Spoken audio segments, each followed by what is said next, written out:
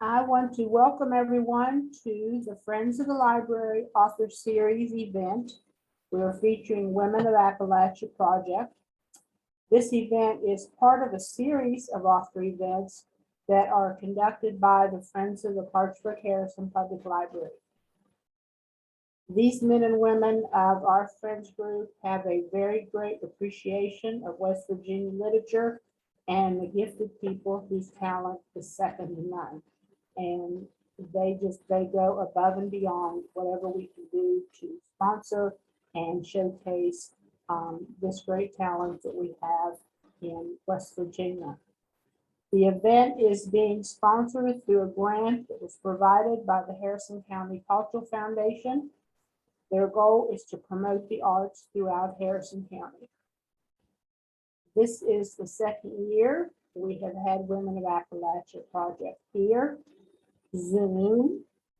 So my desire is to bring us all to a better health status, and we were going to have a live in-person event, hopefully next year at Waldenmore. It is decorated very elegantly for the Christmas season, and hopefully we will be able to be live in person. So with that being said, Carrie, take it away and get us started on this wonderful, talented literary trip. Oh, thank you, Julia. Hello, everyone. And for those who do not know me, I am Carrie Gunter-Seymour, and I'm the founder and the executive director of the Women of Appalachia Project. And on behalf of all of us here at WOAP, I want to thank all of you, our guests, for joining us today. It's our great honor to have been invited to participate in the Clarksburg-Harrison Public Library's author series. And this particular event in celebration of the holiday season, we wish to thank the Cultural Foundation of Harrison County and the Friends of Clarksburg-Harrison Public Library for their generosity in supporting our presentation today. But I so want to thank Julia Todd for her tireless efforts in making today's event possible. Not even a new pandemic strain could hold her back. And for that fact, it could not hold any of us back either. We have 21 marvelous readers today, hailing from throughout Appalachia's borders and beyond.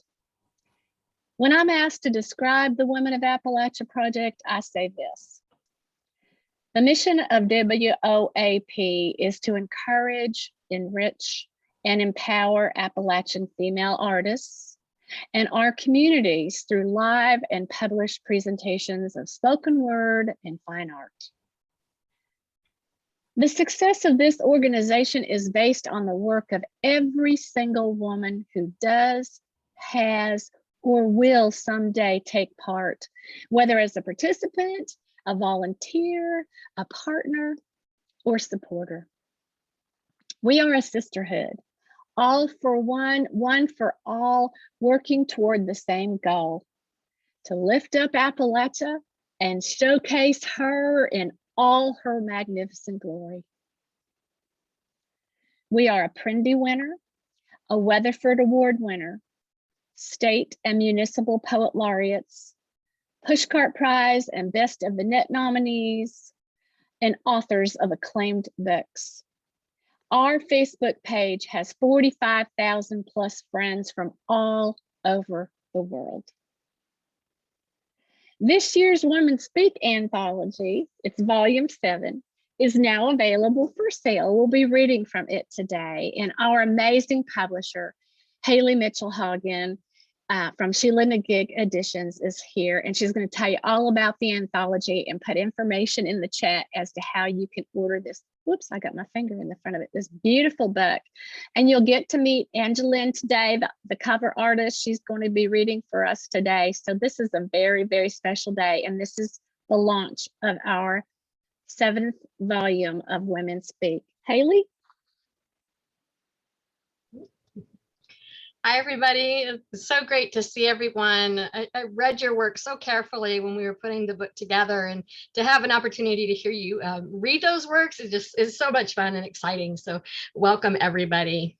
I will put into the chat 2 different links for ordering the book. The first link will be for contributors because you do get a discount as a contributor for ordering the book. And the second link will be for all our supporters and listeners here to help support the cause of getting this book out there as well. And I do want to thank many of you ordered pre-order copies, and I want to thank you again for that. Those copies are being reprinted again. Some of you know we had a little glitch, and they'll be on my way to me. Hopefully by the end of next week, I'll have those, and we'll still get those out in December for you. So very excited. So I'll put those links up. If they don't click exactly from the chat, you might need to cut and paste it into your browser and go from there. Okay, so thank you so much. It's just a wonderful edition, and I know we're gonna have a great reading today. Thank you, Haley, and thank you for being our publisher, for deciding that that you found our work worthy, and that you were willing to take it on and so proudly lift us up and share us with the world. So we're so grateful for that. Thank you so much. And that's Sheila Nagig Editions. Speaking of which, like I said, many of us will be sharing our own book links, and I will do that today. And my book is called A Place So Deep Inside America It Can't Be Seen. And the only reason I'm holding this up, I guess sounds like I'm bragging about myself, but Haley also published my book. So I hope everyone will keep Sheila Nagig in mind when it comes time to publish, and perhaps query Haley about your work and see if indeed that's the publisher for you. I can't imagine it wouldn't be, but anyway, that's opportunity for all of us going out here. So I'm going to start us off with the first poem from Women Speak. It's called The House, the Barn, the Sheep, the Chickens. Problem was, she felt too much or not at all. A practiced yearning that had no name. Her kids grown, gone, 40 years behind her. Fields rutted, shutters listless, the barn propped and cockeyed, all those young bride prayers wasted.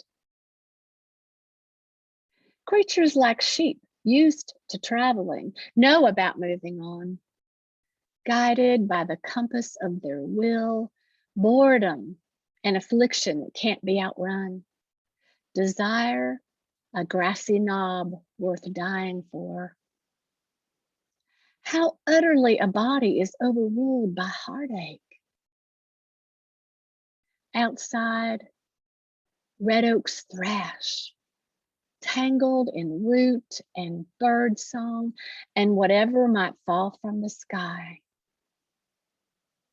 Her last undoing was to set her sassy banties free, to peck and roam, scratch out a destiny all their own.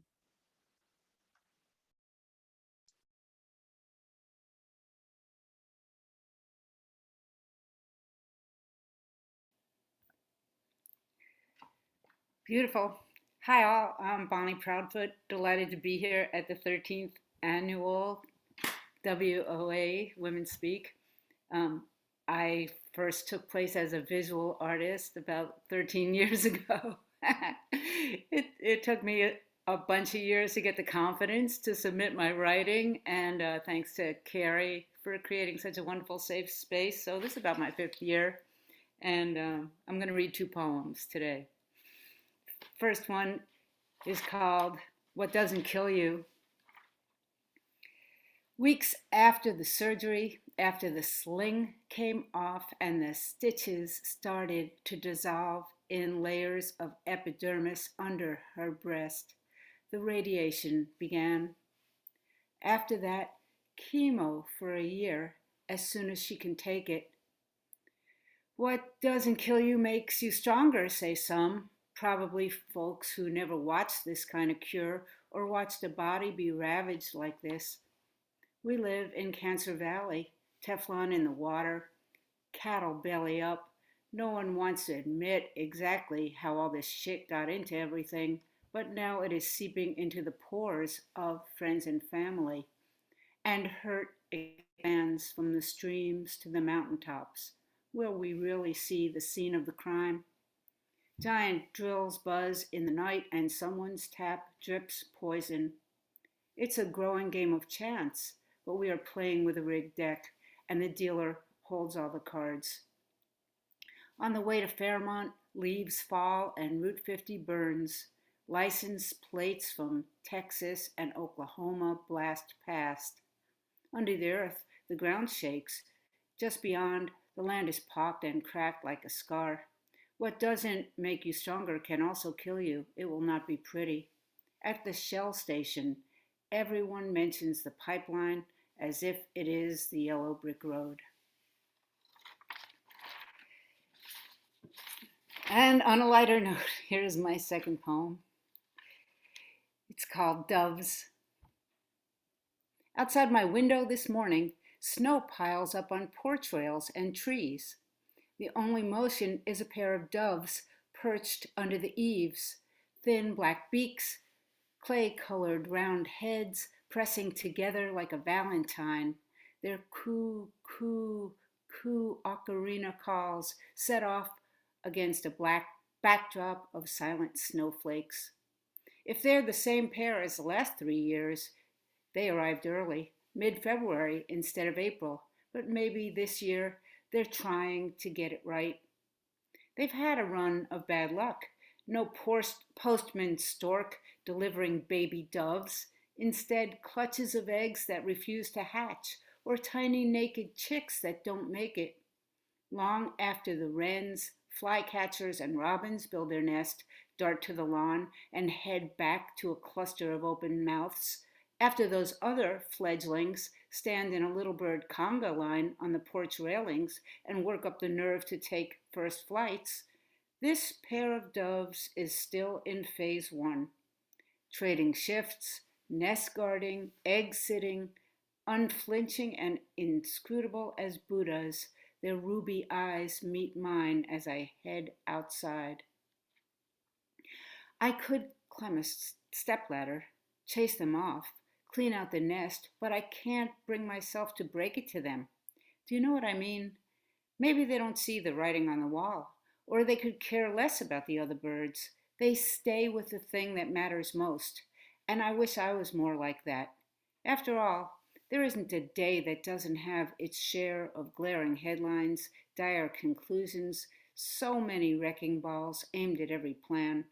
Even today, disaster hangs like the wind chill factor, and here they are, innocent optimists with work to do, all hopes and feathers and dreams. Thank you.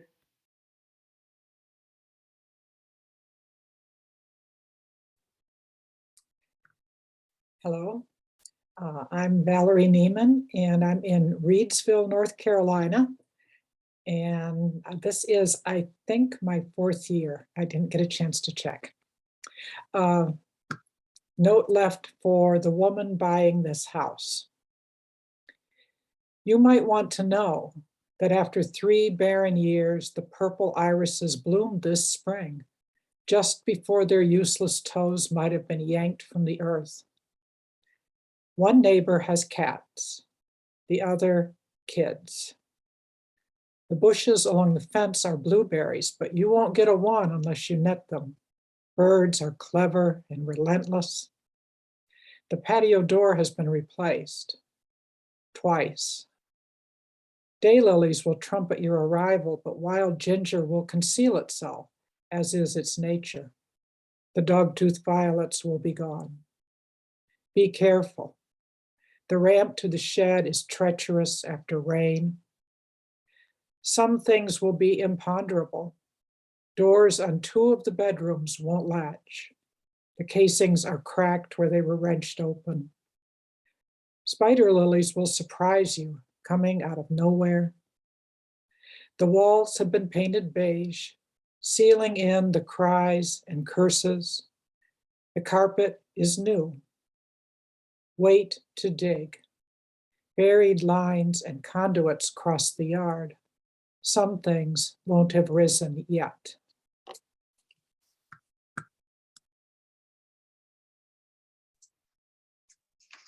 Lovely.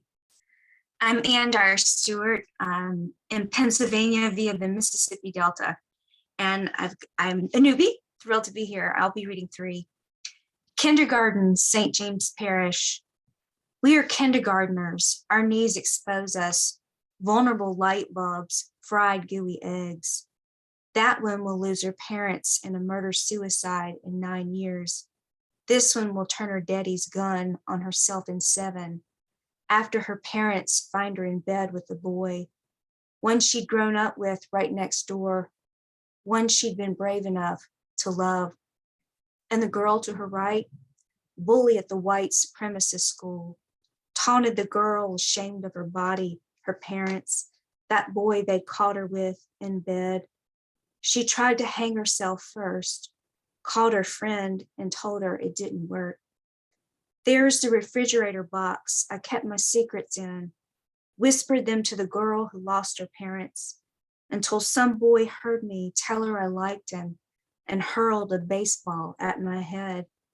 7 years later, Daddy will take me out of school for the funeral, make me a peanut butter and banana sandwich, better than the kind you make for yourself.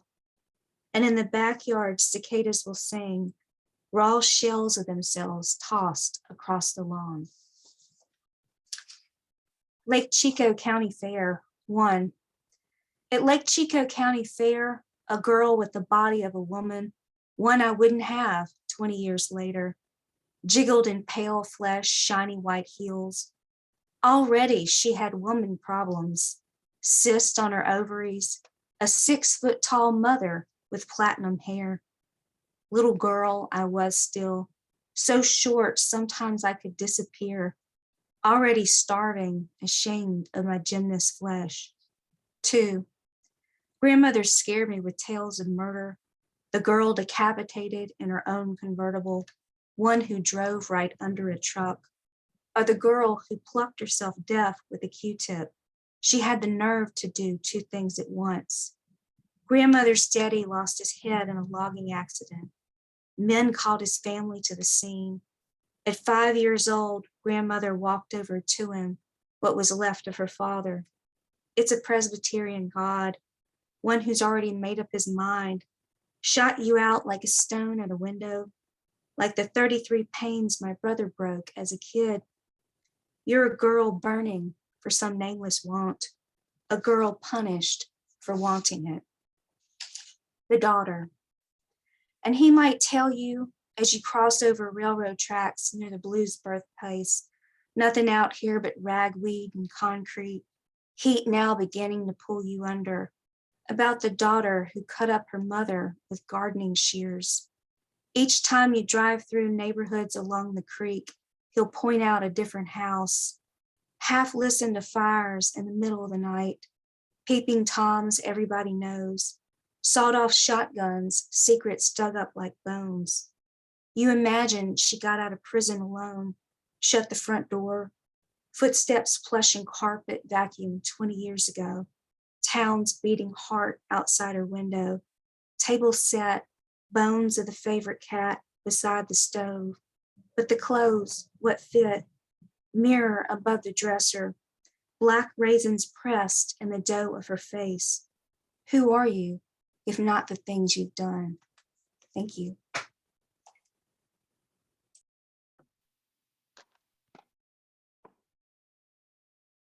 Wow. I'm Mitzi Dorton. I'm originally from northeastern Tennessee, and I currently live in upstate New York.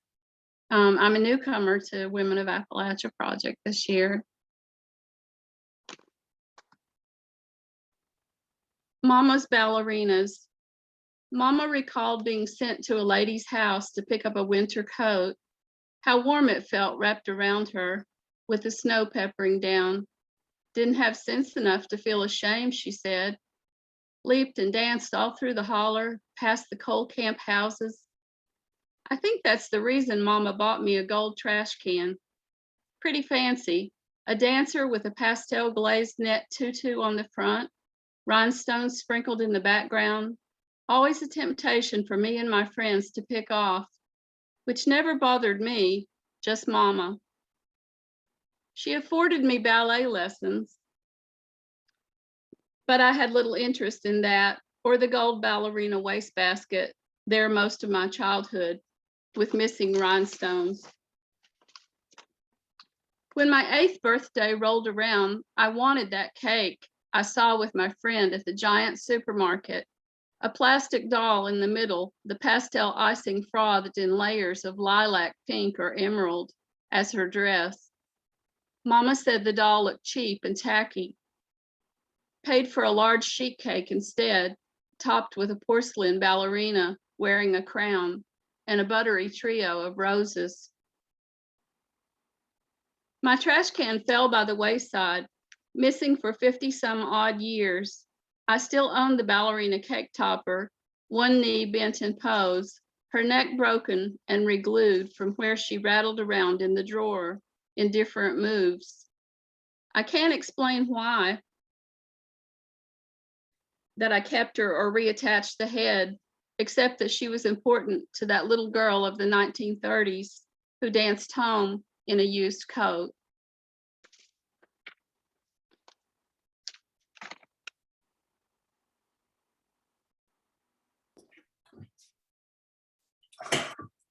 Cecil Dixon, Irving, Kentucky. This is my 3rd or 4th year. I'm reading up the end of a piece of creative nonfiction.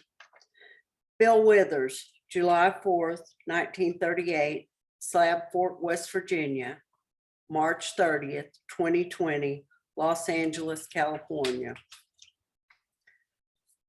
The song was winding down when the blue lights of a police car strode behind us. "Fuck, P," he said as he shoved his baggie of weed under the seat and pulled to the curb. My heart pounded. Would I go to prison because he had weed? Through the side mirror, I watched as a tall policeman got out of the patrol car. He walked to the passenger side and straight to my door.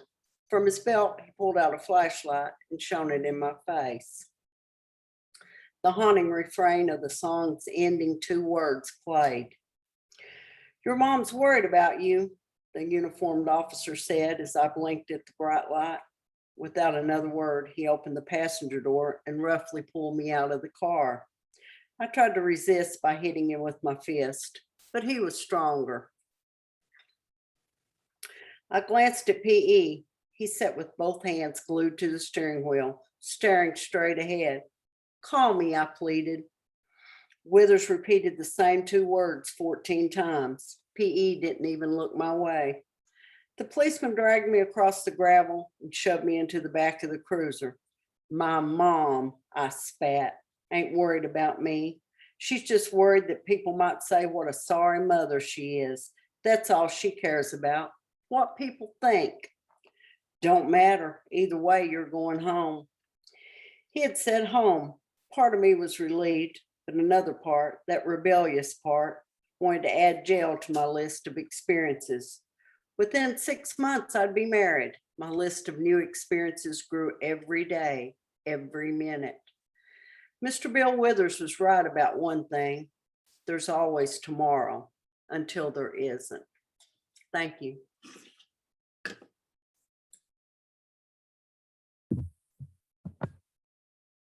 I'm Patsy Kissner, and I live in Millstone, West Virginia. And this is my 3rd year with Women of Appalachia. And my poem is called "The Farm." Something's always needing feeding. Beaks and snouts, muzzles with sturdy molars used for grinding grain. Some days I feel like I'm breaking off pieces of my own self, giving too much of me away. At dark, I open books, read the cravings my loves have sent to me on paper. I study the lines, the perfect diction, the turn of a word in ways I could not think. I read until I'm full, then add ink to my own pages. In the morning, I'll start over, filling all those mouths with one type of seed or another. Thank you.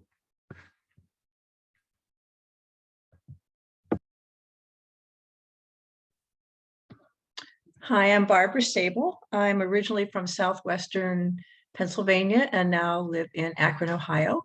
And this is my second year with the Women of Appalachia Project, and I'm really glad to be here with everybody. I'm going to read one poem called I Washed into the World.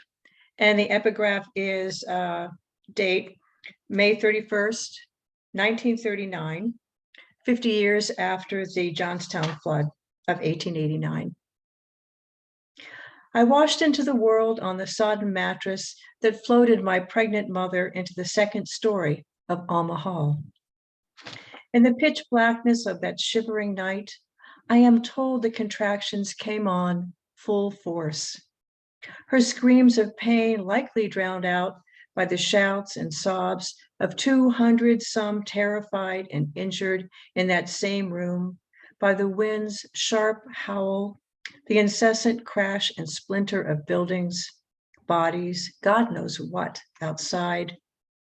Standing here now in front of Alma Hall, I gaze up to the second floor watermark, the elliptical arches like raised eyebrows, and conjure some primal memory of being delivered from one floating world into another by a doctor with 3 broken ribs, while 18 feet of water sloshed at the sill.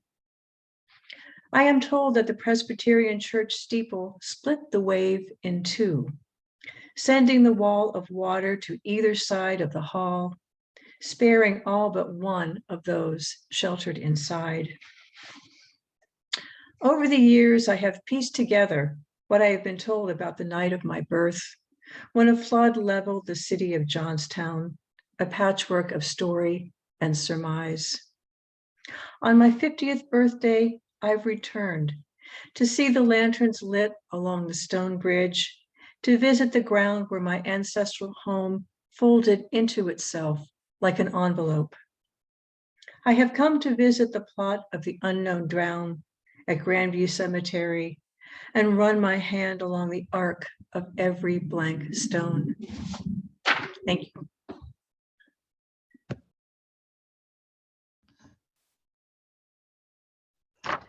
Hi, everyone. I'm Patricia thrushart.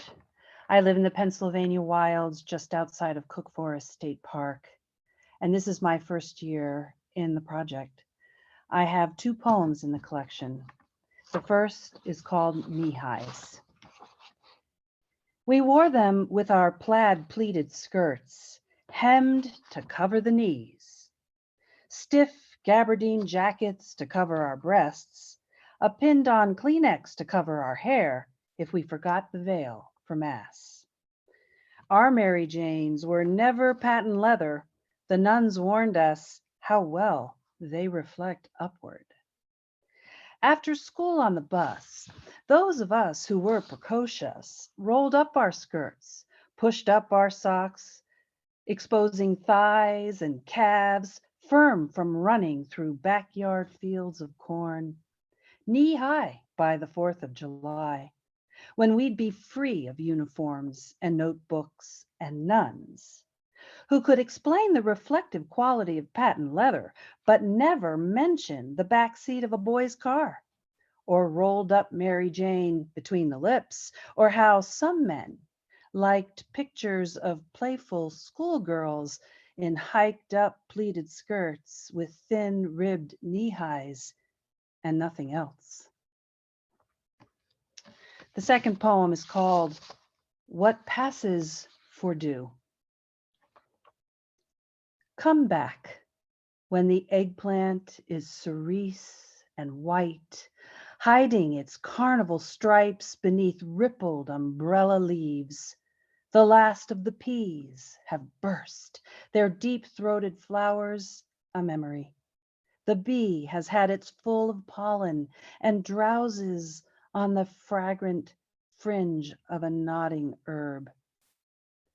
The insects call to you, high in the oaks, their thrum a drumming of the sacred circle, sun and moon, wet and sparse, cold, and now, this time, drenched in heat and heavy air, dripping with what passes for dew. You know you belong here, don't you? As surely as the vireo who sings about home incessantly, knowing how heavenly it is, knowing how easily it is lost. Thank you.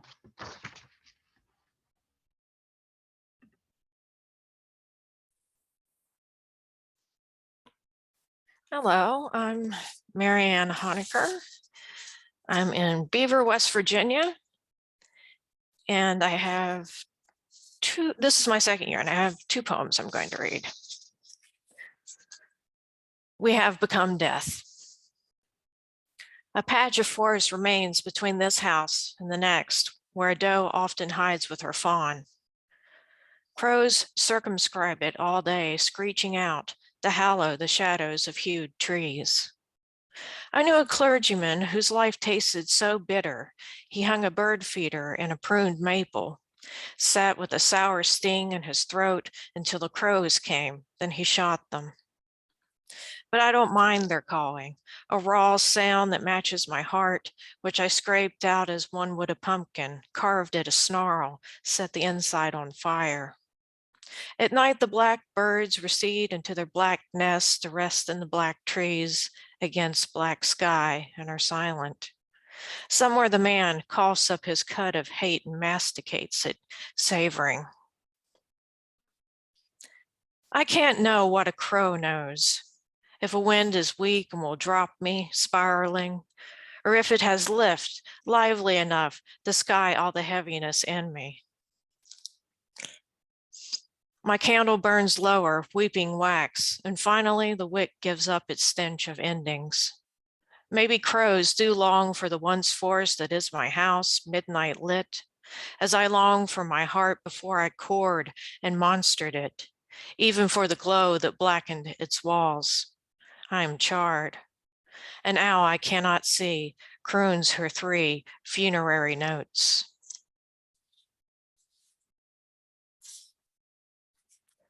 Violin. A violin may have a sound teased out of it the color of reeds. It may wail like a reed would if it were your heart, bending in a winter blast. It may sound like a wedge of dark stabbed into a chest, as if night were a knife and it were pruning free an apple's core, if that pith were your heart. A violin may sound like a blue updraft of summer wind that lifts a bruised leaf, broken free too soon of its source, unhinged and lilting upward, awash in sunlight, pierced through by it, as it never was before in the company of its fellows, in the shadows of its fellows. A violin could sound like all these things walking down a path together, a path mapped meticulously by some sovereign hand, some knowing hand. It can sound held warmly against the throat, a pulse talking quietly, insistently into its hollow, a void like the void where the stars churn. It can sound planned, created, but created like the stars were, by a brilliant burst from some crammed and overwrought thing, expanding into nothingness and making it mean. Thank you.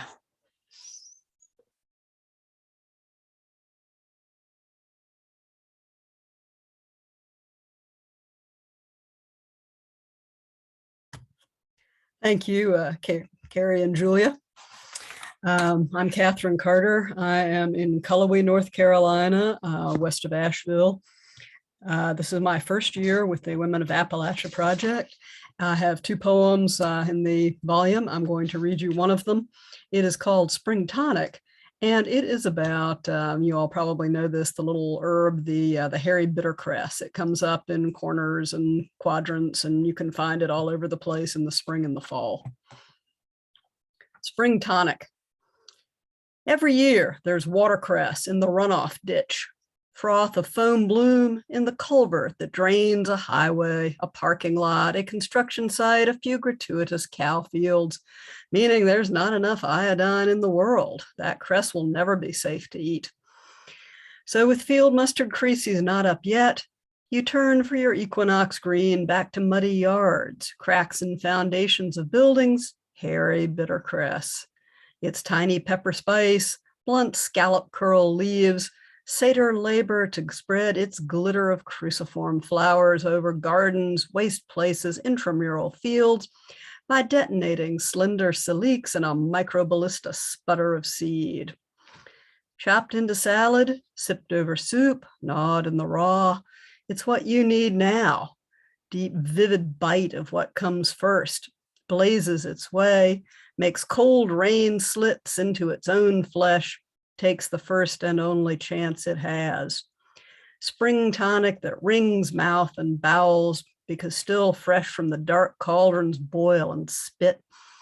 Taste of renewal strong enough in its spiral basal rosette heart for this very world. Its sudsy ditches, greasy roads, whirling weed eaters, grinding clocks, nightsticks raised to strike. Taste of resistance, photosynthesized into unfettered exuberance, attar of bitter. Thank you.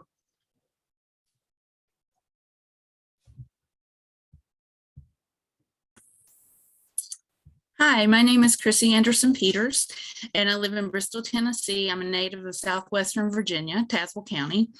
This is my first year working with the Women of Appalachia project, and I could not be more thrilled to be here. The piece I'm reading today is called The Most Wonderful Time of Year, A Dysfunctional Family Christmas.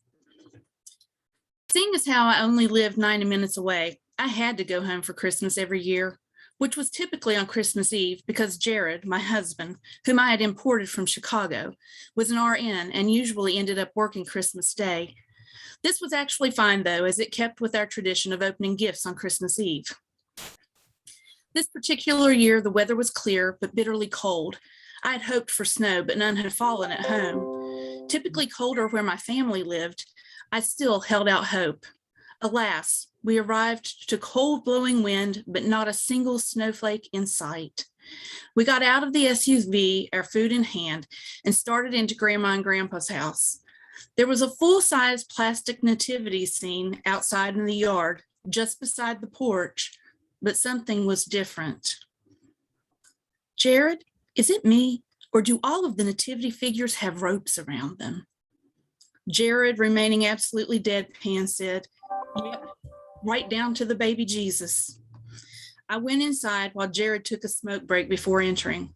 I was met with loud greetings, hugs, people happily taking our food to the kitchen, asking where Jared was when everyone knew the answer, and asking how we had been. But I mostly ignored all of that and walked up to my grandmother, a look of concern on my face. "Grandma, why are there ropes around your nativity scene figures?" "Oh, Daphne, we had some awful winds this week and they just about blew away." "Did you think about maybe trying to anchor them to the ground? Something other than baler twine around their necks tied to the stable?" "Oh, your Uncle Bob said this would be easier." Uncle Bob being the one who did all the handiwork around the house and farm, of course. "It doesn't show from the road." Which was true, I guess, but it sure as shooting showed if you pulled into the driveway. Grandpa piped up from his chair in the corner. "Daphne, I told her that it looked downright blasphemous." I excused myself and joined Jared back on the front porch. "They almost blew away in the wind," I informed him regarding the nativity figures. "It still seems awfully cruel to have them tied up like that." "Cruel? They get to stay out here and we have to be in there for the next few hours." He looked sideways at the front door. "Jared, that's not nice," I scolded. We went inside together this time, and all the commotion ensued again, this time for Jared's benefit, as though he hadn't heard it the first time around. A man of few words, Jared said his hellos, then took a seat opposite Grandpa's chair in the living room, shouting back and forth with him for a couple of minutes before both men tired of pretending to be interested in the art of conversation among all the other noise around them. Grandma had to show off all her Christmas cards to me. She always hung every Christmas card that she received in the doorways. She had done this for as long as I could remember. It was an act of pride, a contest of sorts, to see how many she would receive each year, from how far they would come. By the time she got to be in her 70s, lots of people sent her Christmas cards. I opened a few to see who had sent them. I recognized most as church friends and family. A few were unfamiliar, so I asked, "Who's Agnes?" She walked over to look at it. "Andy," she called to my grandpa, "is Agnes your half-sister's daughter-in-law's cousin?"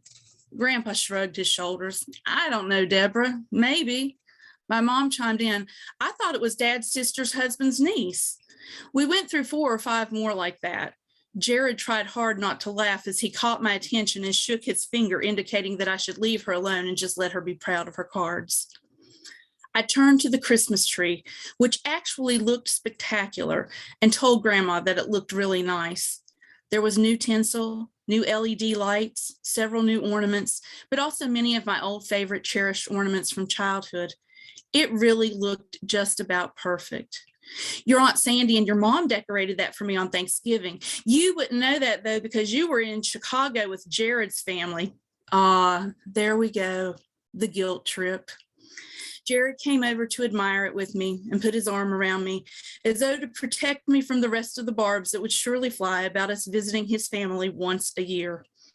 Being the tall man that he was, though, he reached over to lean the angel back as it looked like she was leaning forward. That's when it happened. Her hair came off. He didn't realize that it was just kind of taped on there with Scotch tape, and it came right off when he accidentally touched it. Grandma screamed that he had torn up her antique angel, and everyone came rushing into the living room to try to fix things back so Grandma would calm down and not have a holiday heart attack, which she was prone to do sometimes. Poor Jared just stood there open-mouthed. I pulled him over to the piano bench. "It's okay, honey. She's had that angel since the first Christmas I can remember," I laughed. "You didn't know that she was wearing the equivalent of a Dolly Parton wig." Things started to settle down a bit from there, even if they didn't necessarily quiet down. And finally, Grandpa yelled out above the deafening din, "Is it time to eat yet or not?" Jared quickly jumped to his feet. "Grandpa, I think that's a good idea.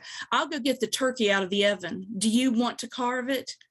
Grandpa waved his hand and said quietly under the roar from the other side of the room, "It'll just fall off the bone anyway, so you go on, Jared. I'm getting too old to hold that electric knife too steady anyway." He winked at me. My Aunt Sandy, the baby of the family, and only 12 years older than I was, had escaped to the kitchen to remove her trademark homemade rolls from the oven as I was working on pulling desserts out of the fridge and coolers. Uncle Corey turned thanks, and Jared started carving the bird with the same expression of horror his eyes always held when it came to Grandma's turkey. As a teenager, we bought pizza for me the day before because I hated turkey. It turned out that I didn't hate turkey per se, just Grandma's turkey. It was the driest, nastiest stuff I'd ever tasted. It was like chewing paper. As an adult, she started buying a ham, especially for me, as if the pizza were an abomination at the holiday table. No one else complained. I guess they had never had anything different, so they didn't know any better. As for me, I'd had Jared's Thanksgiving turkey cooked on a Weber grill, and it was the most succulent bird in the universe. I watched Jared finish off the remaining damage to the turkey carcass, my Aunt Pam grabbing a drumstick, and reached for a couple of pieces of ham to go with my myriad of sides. After lunch, Grandpa kicked back in his recliner and was snoring away, sleeping with his tongue hanging out of his mouth, a la Michael Jordan. Uncle Bob had gone home as soon as he ate, not being overly social. My stepfather and sister too had gone home and would pick up my mother later. Uncle Corey had either gone up on the hilltop to hunt or commune with God, depending on the temperatures. Jared was flipping through channels, not really looking for anything in particular. That left all of us women to find something to do, and it was always the same thing: rumming. Rumming was something of a family tradition among the women. There was only one problem: Grandma cheated. Everyone let her do it. They let her buy with it, except for me. I was just too competitive to have her win by laying down all of her cards after her turn had passed and someone had gone out because she forgot to lay them down on her last turn. especially when this happened nearly every hand. I politely called her out on it a few times, and she refused to pay me any mind. When it finally came down to me beating her, beating my mother, or losing, I finally told her, no. No, Grandma, you cannot lay down those cards. It's not your turn anymore. If Mom beats me this game, she will beat me honestly, but I'm not sitting here and letting you cheat me out of a win. Well, I had said the magic word. Cheat? You think I'm cheating? I'm just a poor, helpless old woman, and I can't help that I forget. And thus began a litany of wrongs I had committed against her during rummy games for years, being mean and cruel, when none of her other grandchildren would have dared to say such awful things to her. Her other grandchildren loved her, she declared. Yes, I noticed that none of them sent Christmas cards or called, I said aloud, thinking initially that I'd only said it inside my head. Her gasp was more than audible. It was damned near palpable as she clutched her heart and exclaimed, well, I never. Jared, overhearing the raucous from the living room, called out, asking if it was about time to head home so he could get some rest before he had to get up and be at work at 5 o'clock the next morning. No, Grandma insisted, you keep playing. Since I'm the cheater, I'll just go put things away. Well, that was the end of rummy. Everyone went to put things away, even though everything had been put away before rummy ever started. I got my casserole dish and went to wake Grandpa up to give him a hug. I guess cheaters don't get hugs, Grandma exclaimed with a huff. Yes, you get a hug, I answered, exasperated. I was getting Grandpa first so I can come over to the door and put my shoes on after I hug you and not have to walk all the way back across the living room. I know that I'm not allowed to track up your floors walking through with my shoes on. I've lost track of the number of guilt trips this was, but I sure wished that I was racking up some sort of frequent flyer miles from them all. Grandma went to the kitchen and got her purse. Here now, Daphne, you and Jared take your Christmas checks. Grandma, it really isn't necessary, I started. I sent one to all the grandkids, she informed me, making me feel oh so very special. Remember now, they're post-dated, so don't try to cash them until after the 3rd of the month. You have a Merry Christmas. I took a deep breath, hugged her neck, and kissed her cheek. Defeated, I muttered, you have a Merry Christmas too, Grandma. Then everyone started calling out, Merry Christmas, like it had been a perfect day. And maybe in our own little bizarre world, it had come pretty close, I thought, realizing that I was probably about as weird and almost as many idiosyncrasies and neuroses as the rest of them, just in different ways. As we walked down the sidewalk towards the car, I looked over at the nativity scene, now lit up in the dark of the evening. Poor baby Jesus, I lamented, shaking my head. Lucky wise men, Jared insisted. Thank you very much.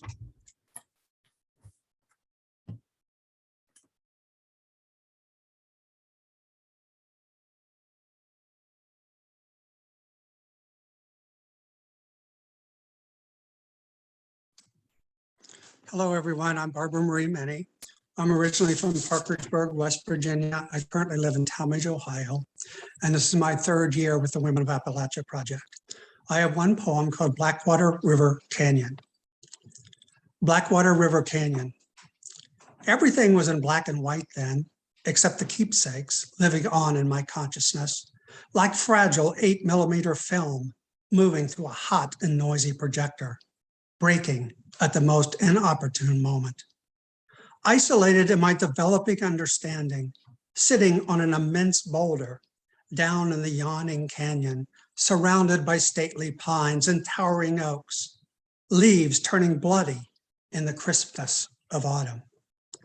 Hypnotized by the changing hues and the fury of the white water erupting over the worn rocks, crying into the amber stream, colored by the crayons of smooth spruce and hemlock trees, I'm overwhelmed by an unfamiliar sense of sanctuary. A turkey buzzard ripples across the tides in the dusky sky, percolating across the Allegheny Mountains, the smell of woodland muskiness titillating my nose with the perfume of darkness. A lone cardinal hollers for its mate, and maybe for me too. Shapes constantly changing as the pulsating water washes over jagged rocks, poking their heads out like drunken sailors moving with the ripples. Stretching a quivering hand into the frosty water and taking out a spent .22 shell, brass luminous in the paling light. I bring it to my mouth, savoring the restorative water. Imperceptible droplets of moisture climb onto the breeze, washing against my face like tears of absolution, momentarily getting outside of myself to experience freedom. Thank you so much.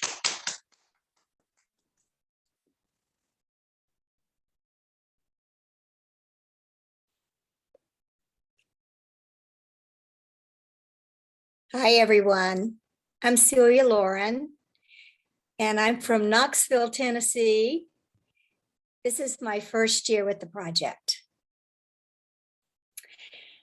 When Edgar Meyer plays double bass, he bows the strings slowly, closes his eyes to cold Appalachian melancholy. Embracing the neck and shoulders, he pulls the upright closer, swings as he works up and down the bouts, grazing the strings, pulling off to pluck another. Like lovers in a back room, each stroke of their bodies plays a song of consolation for the lonely. Next door in the bar, twirling paper umbrellas in their icy elixirs. Meyer's fingers just above the bridge, and high notes and stilettos, tails straight up, strut through dark alleys. Then he drops low, strings moan, conjuring prodigal homecomings. Like my ex, the morning after, pouring vodka down the drain, vowing never again, again and again. Thank you.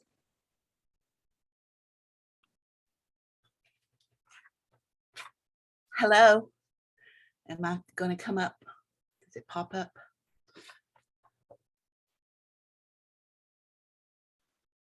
You're good, Angeline. We can see you. Thank you. Sorry, I didn't know what was going on.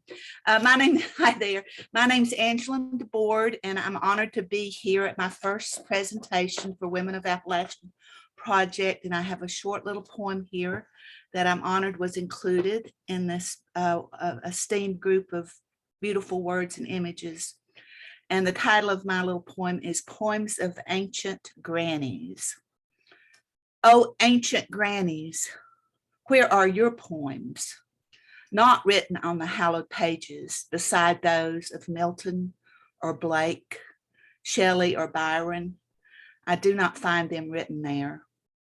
Not pinned down, your words are lifted up, written in the air, clear before my searching eyes. And even to my ear, the cadence of your poems is heard in the rhythm of the clear-eyed man. He's been mothered well, I think. I see his mother's poetry written above his clear, bright eyes. Words sketched there with a tender hand across that smooth forehead. Ancient grannies, I know your words were sweet and strong when I see your grandbabies tilt their ears at a whimsical phrase or a lilting song. Where are your poems?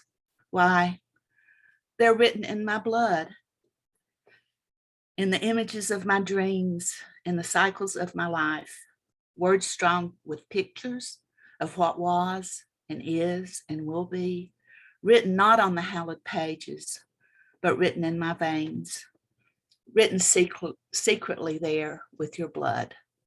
Thank you. And I'm from the Smoky Mountains of North Carolina, Bryson City. Now live in Southwest Virginia. Thank you. Very quickly, I want to mention that Angeline is the artist who won the place on the cover of our beautiful book. So this is her work, and she's just mega talented. Oh, thank you so much. I appreciate that. Thank you, Angeline. Thank you. This is amazing. Hi, my name is McKenna Revel. I am from Mount Sterling, Kentucky. This is my third year with the Women of Appalachia project, and this one is called My Father's Father's Frog. It was all uphill, though no one could have told me that. It was all uphill until it wasn't, but my breasts were, and my body was too heavy to put the effort in. And my jeans were no longer stained with sidewalk chalk that I used to color the gravel roads, cutting the fields into rainbows. It was all uphill, those walks with my father's father, through our muggy blood and his crops that raced toward one lone gate. It was all uphill, so it's lucky I grew up tall and with pointed tobacco stick teeth and an affinity for my grandmother's herbs hidden between potatoes and in the branches of cherry trees grown too high above the faraway sea. It was all uphill until it wasn't, and I wasn't, and I was 7 again, with grandfather looking me dead in the face to remind me that if I sprinted too far ahead of him, I would lose all humanity, turn into some green, ugly, squatting thing, a frog too busy croaking. Thank you.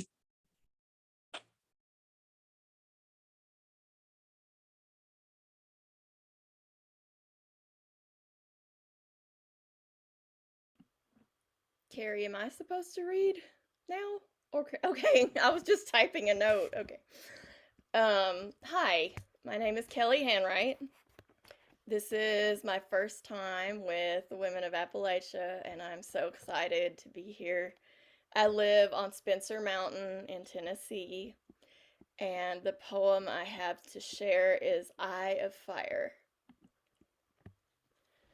Right now, sitting in your car, take off those dark glasses. Look yourself in your flaming eye. Recall, I am a lioness. Feel the burning deep beneath the bruises. Sense the warrior he can't beat out of you.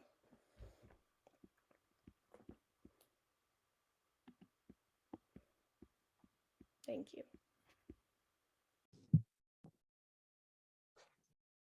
Hi, I am Tanya Matinee Reynolds. I live outside of Cincinnati, and this is my 4th year with this group. The story is called Shoes. The sitter was sick, but Jen had a deadline at work. She thought she'd be able to finish it at home during the baby's nap, but he was teething and fussy and never went down. Her daughter Katie could have played with him until their dad showed up to take them for the weekend. But another first grade cupcake party had her wired. 2 birthdays on one day, double chocolate Friday. Katie crawled this way and that on the back of the sofa and peered out of the living room window like a nervous cat at the zoo. Her shoes still on, Mary Jane's.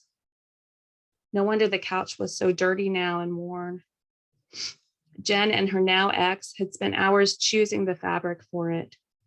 Their first purchase when they bought this house that was supposed to be their forever home. Jen pulled the shoes off Katie's feet and tossed them onto the pile of shoes by the front door, all the while the baby gnawed and sucked on his hand. An email from her boss made Jen's heart race now. How much longer would she be? With the baby squirming in her arms and running his drooly hands through her hair, she typed her response, day's end. A slight misdirection. He thinks she meant 6, but it was looking like midnight. When the baby started fussing more, Jen started pacing, patting his back, telling him it would be okay, which calmed him a little and calmed her none. She sat on the floor with the baby on her lap and sorted the shoes. A tiny pair of Velcro gym shoes that never stayed on the baby's feet. Katie's red glitter flats, like the ones Dorothy wore. House slippers, pink galoshes, Jen's black Mary Janes beneath Katie's girl-sized pair, identical except for the size. Not a womanly shoe, but practical. Comfortable. Not the slightest bit sexy, but who had time for sexy? When the doorbell finally rang, The baby was inconsolable.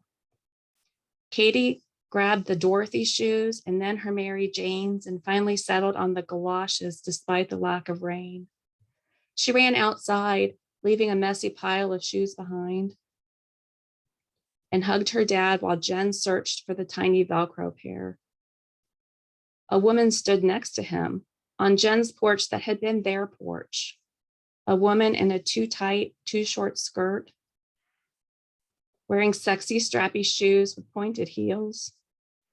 Jen tried to hand him their still unshoed crying baby. Had them home Sunday morning, she said. He took a step back, arms at his sides. We're just going to a movie. I'll have Katie home before dark. She stared at him and he stared back while Katie skipped to the car with a stiletto-heeled stranger. I need to work, Jen said. I can't take a baby to a movie. You don't need a movie. You need to take your kids. You promised you'd take Katie to the zoo to see the cats. I thought you'd want to take them. There it was. Despite every despicable thing he'd done in their marriage, including leaving her with an infant, was done for her, to help her. She thrust the baby toward him, but her ex's arms were limp. He wouldn't even take the tiny shoes. After a 5-second standoff, he turned from her and walked down the porch steps. Something inside of her snapped like a too tight rubber band. She winged a baby shoe at his head, and then another. The baby giggled. He rushed back to her up the stairs, battle on. With the baby on her hip, Jen ran inside and reloaded. Through the open door, she whizzed shoes at him. Baby shoes, Dorothy flats, house slippers, the big and small Mary Janes, one after the next until her lawn that had been their lawn was littered with shoes. When the battle ended, her ex marched to his car and opened the back door. Katie got out. As he drove away, Katie gathered the Mary Janes and brought them to her mom. Together, they collected the rest of the shoes one at a time, looking up to see if the car would return, each biting her lip, blinking back tears, as if something or someone coming down the road could change everything all in an instant. The baby started crying again. Thank you.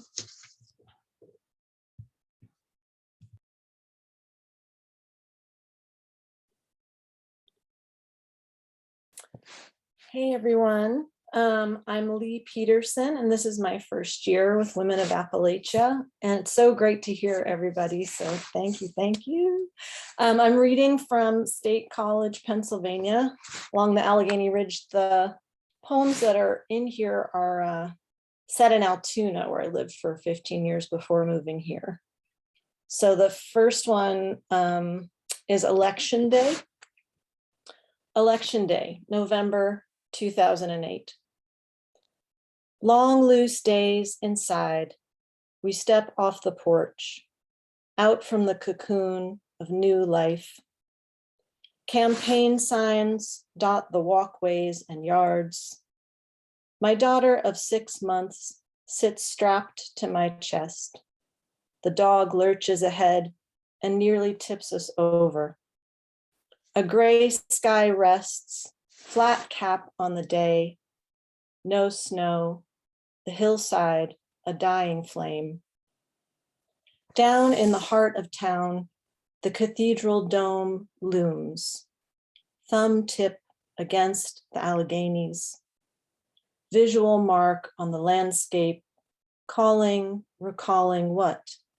The devout, the mother whose name is spoken only in light of the sun's. I was born in Obama, she'll say once she's able, but now, not knowing, we step out of the bingo hall on 2 legs, on 4, we step into the air. And this one's called Inheritance.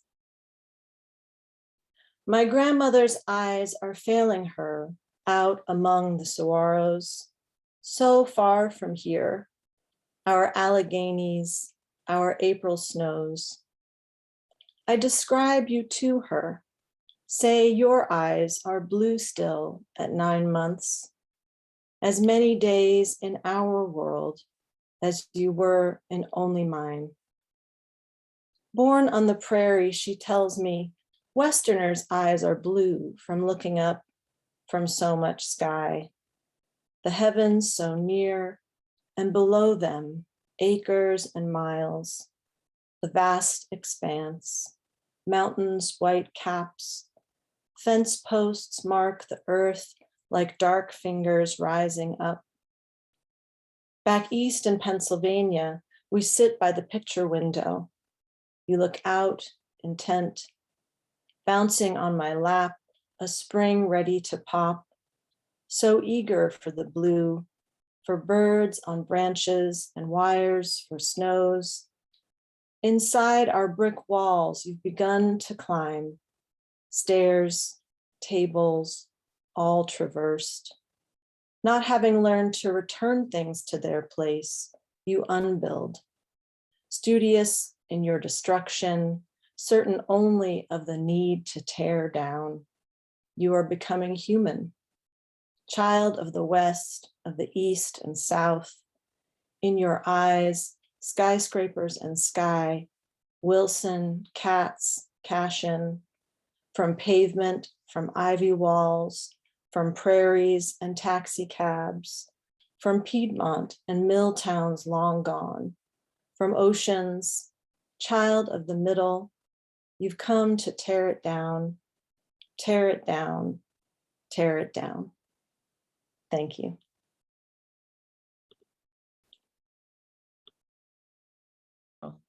Wow. Hey, y'all. This is so beautiful. I'm so grateful to be here. I'm El Renee. I am currently in Columbus, Ohio, but I come here from ancestors who migrated from McDowell County, West Virginia, and ancestors before that who migrated from Southwest Virginia tobacco fields. So I got a lot of places I'm from. I'm grateful that this is my second year with this wonderful group of tremendous women. And yeah, I guess I'll be closing y'all out today. So I'll start with a poem called The Bone Carrier.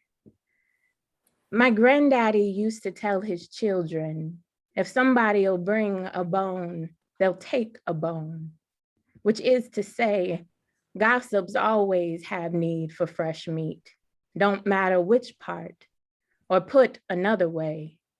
Talk with bad intentions calcifies like any good femur, the longest and strongest bone in the human body that fastens hip joint to knee joint, source of any good juke joint gyrate, where a good girl might have heard some bad rhymes spinning off the vinyl record of some jive turkey's lips, and let her hips fall into the cradle of that music, and let her knees drop down beneath that altar to praise its fine symmetry, how everything squares perfectly when you add moonshine and moonlight and guitar strings, striking chords so deeply in a body, so filled with aching, they feel like nerve endings firing the kind of heat you don't know if you can stand, which makes you want to stand with it that much more. Hold the electric, fantastic in the fine circuits of your diaphysis, and maybe reach for the bright plumage of that jive cock's neck to stabilize the shaking, pulsing now through your marrow, which some unkind observer might call stock tomorrow, carrying your midnight bone to a neighbor's front porch, talking about how your family's good broth done turned sour. This next poem is called Tradition, and you'll see it's about hair carrying traditions in my family. tradition. By Saturday afternoon, the stovetop needed rest, but Mama said there's no rest for the weary. By then, her hands had already pressed spatulas into skillets of sizzling bacon, cheesy scrambled eggs, and Granny Smiths, softening their sour peels in a pool of butter, brown sugar, a cloud of cinnamon and nutmeg crackling. This was our tradition. Full bellies after cleaning the apartment until it reeked of Clorox bleach, until windows were Windexed almost as transparent as air, but ours tinged fake pine tart, as if cardboard trees hung bright green from the newly glossed wood furniture. And still her hands pressed on, untangling my 2-week-old braids, soiled with playground sweat, dandelion dust, fuzzy wayward wisps left by an Ohio wind's kiss, as I flung my blue beretted head back to predict the precise velocity my hand needed to pummel a tetherball so fast a sucker kid wouldn't have time enough to interfere with its perfect spiral, like the curled hair I longed for. Mama scratched my scalp clean with French tip nails in the kitchen sink bubbles, foaming away stories of my days she always asked about. I sat in the back of our 1987 Ford Mercury after latchkey and her long paralegal shifts. The Navy box on wheels barely putted us home, exhausts letting out black plumes of smoke and gasps like gunshots. Mama pressed her foot down on the pedal to carry us to the weekend when she cranked up the boombox loud enough to hear Mary J. Blige crooning about real love over the hairdryer, and shellacked my fro with scoops of Royal Crown Petroleum, dressing down the full shaft of my fluff, wielding the same oak barrel pressing comb my grandmama heated on top an old coal stove in the kitchen of her mining camp shack, telling my mama, as my mama tells me now, to hold down my ear when she hovers near my temples, so scorching brass teeth don't take a bite of my barely worn skin. And this last poem that's in the collection I'll read, it's for all of us, from all the places we've come from, the unmapped place. Here, where the ruby-throated cardinal dips her beak in a cool blue pool, then flies high to perch her soprano on a leafy limb that boosts her trilling.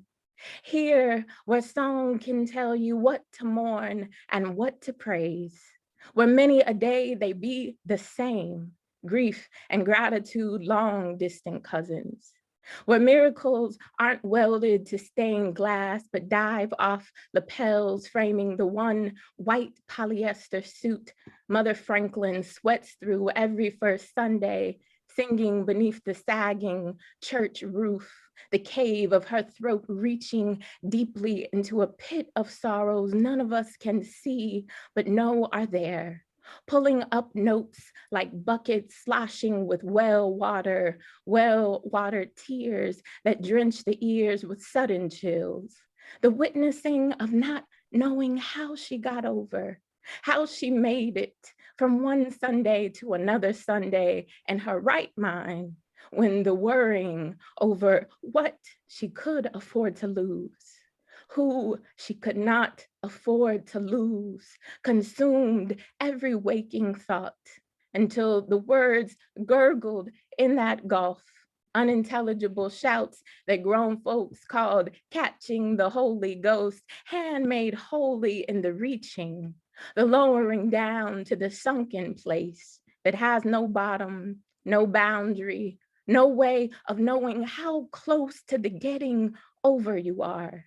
Your proximity to that opening that lifts you high, the invisible phantom limb, suddenly a go-go gadget hand boosting the body out and up, slackened from the muck, the spiritual body far flung, sprung loose enough to survey the impossibility of earth, the red soles of brown feet that molded red clay, how those souls birth past with nothing more than blood and foot calluses, blessed assurances, how the leaves exhaled clearings from their native trees, rooted deep in dirt before well-built wells, waiting for us to remember our way back to those kin, like Mother Franklin, back to the unmapped place where their weight, dwelling on perches we still can sing from. Thank you.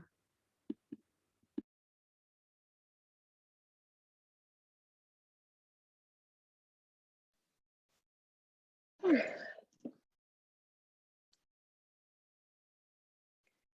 gonna give us all a minute.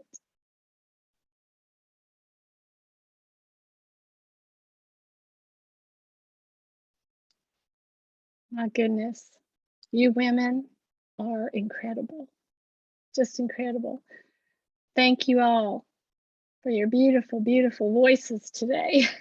I think we could go on like this for another hour, and we wouldn't care if we sat here a little longer. So wonderful. I want to remind y'all to order your copies of Women Speak. I'll put that link in the chat here in just a moment again. We have 4 more performances coming up this spring with all new readers. There are 80 plus women participating this year and 21 artists. We also have fine artists in the book. It's not just the cover, but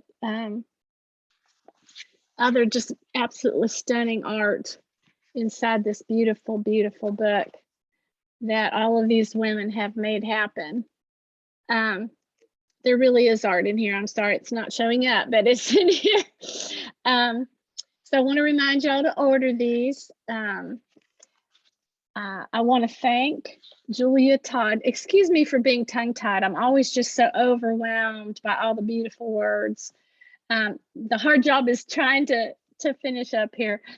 Thanks so much to Julia Todd and the Clarksburg-Harrison Public Library for having us in, and the Cultural Foundation of Harrison County and the Friends of the Clarksburg-Harrison Public Library.